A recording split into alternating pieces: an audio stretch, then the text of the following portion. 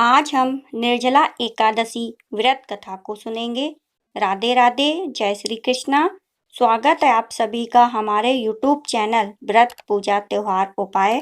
निर्जला एकादशी का व्रत ज्येष्ठ मास के शुक्ल पक्ष की एकादशी तिथि को किया जाता है।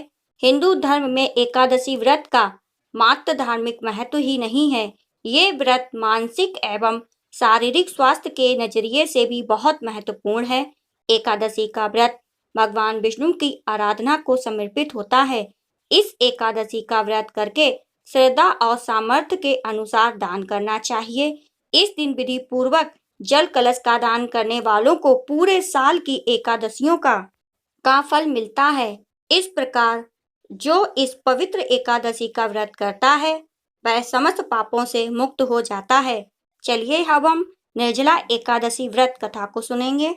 जब वेद व्यास ने पांडवों को चारों पुरुषार्थ धर्म, अर्थ, काम और मोक्ष देने वाली एकादशी व्रत का संकल्प कराया था, तब युधिष्ठिर ने कहा, जनार्दन, ज्येष्ठ मास के शुक्ल पक्ष में जो एकादशी पड़ती हो, कृपया उसका वर्णन कीजिए।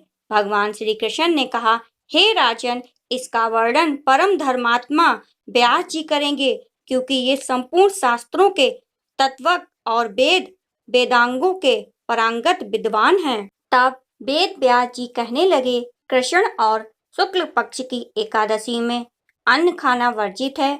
द्वादशी को स्नान करके पवित्र होकर फूलों से भगवान केशव की पूजा करें। फिर पहले ब्राह्मणों को भोजन देकर अंत में स्वयं भोजन करें। यह सुनकर भीमसेन बोले, परम बुद्धिमान पितामह, मेरी उत्तम बात सुनिए।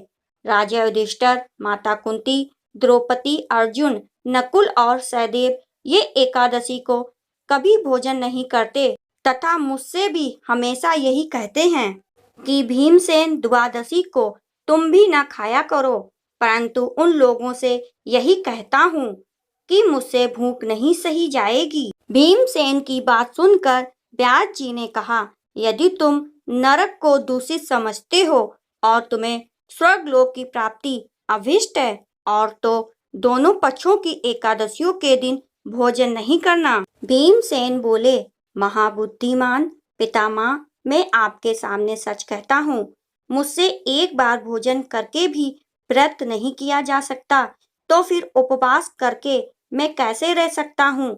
मेरे उदर में वृक नामक अग्नि सदा प्रज्वलित रहती है, अतः जब मैं बहुत अधिक खाता हूँ तभी ये शांत होती है। इसलिए महामुनि, मैं पूरे वर्ष भर में केवल एक ही उपवास कर सकता हूँ, जिससे स्वर्ग की प्राप्ति सुलभ हो, तथा ऐसा कोई एक व्रत निश्चय करके बताएं, मैं उसका यथोचित रूप से पालन करूँगा। व्यास जी ने कहा, भीम, ज्येष्ठ मास में सूर्य वृष राशि पर हो या मिथुन राशि पर शुक्ल पक्ष में जो एकादशी हो, उसका यत्न पूर्वक निर्जल व्रत करो। केवल कुल्ला या आचमन करने के लिए मुख में जल डाल सकते हो, उसको छोड़कर किसी प्रकार का जल विद्वान पुरुष मुख में ना डालें, अन्यथा व्रत भंग हो सकता है।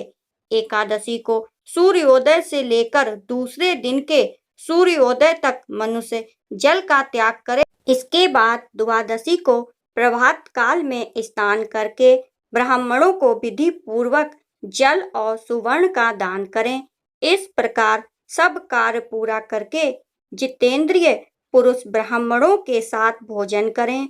वर्ष भर में जितनी एकादशियां होती हैं, उन सब का फल इस निर्जला एकादशी से मनुष्य प्राप्त कर लेता है, इसमें तनिक भी संदेह नहीं है। शंख, चक्र और गदा धारण करने वाले भगवान केशव ने मुझसे कहा था कि यदि मानव सबको छोड़कर एकमात्र मेरी शरण में आ जाए और एकादशी को निराहार रहे, तो वह सब पापों से छूट जाता है।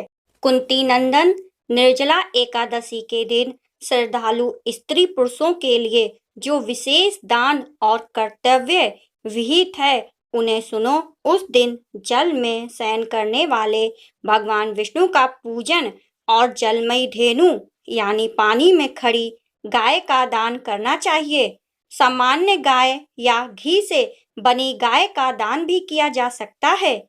इसी दिन दक्षिणा और कई तरह की मिठाइयों से ब्राह्मणों को संतुष्ट करना चाहिए। इनके संतुष्ट होने पर श्री हरि मोक्ष प्रदान करते हैं। जिन्होंने श्री हरि की पूजा और रात्रि में जागरण करते हुए इस निर्जला एकादशी का व्रत किया है, उन्होंने अपने साथ ही बीती हुई 100 पीढ़ियों को और आने वाली 100 पीढ़ियों को भगवान वासुदेव के परम धाम में पहुंचाया है। निर्जला एकादशी के दिन अन्न, वस्त्र, गौ, जल, सैया, सुंदर आसन, कमंडलू तथा छाता दान करने चाहिए। जो श्रेष्ठ तथा सुपात्र ब्राह्मण को जूता दान करता है, वह सोने के विमान पर बैठकर स्वर्ग लोक में प्रतिष्ठित होता है। जो इस एकादशी की महिमा को भक्ति पूर्वक सुनता अथवा उसका वर्णन करता है, वह स्वर्ग लोक में जाता है। चतुर्दशी युक्त अमावस्या को सूर्य ग्रहण के समय श्राद्ध करके मनुष्य जिस फल को प्राप्त करता है, वही फल इस कथा को सुनने से भी मिलता है। भीमसेन ज्येष्ठ मास में शुक्ल पक्ष की जो शुभ एकादशी होती है, इसका निर्जल व्रत करना चाहिए। उस दिन श्रेष्ठ ब्राह्मणों को शक्कर के साथ जल के घड़े दान करने चाहिए। ऐसा करने से मनुष्य भगवान विष्णु के समीप पहुंचकर आनंद का अनुभव करता है। इसके बाद द्वादशी को ब्राह्मण भोजन कराने के बाद स्वयं भोजन करें। जो इस प्रकार पूर्ण रूप से पाप नाशनी एकादशी का व्रत करता है, वह सब पापों से मुक्त हो आनंदमय पद को प्राप्त होता है। यह सुनकर भीमसेन ने भी इस शुभ एकादशी का व्रत आरंभ कर दिया।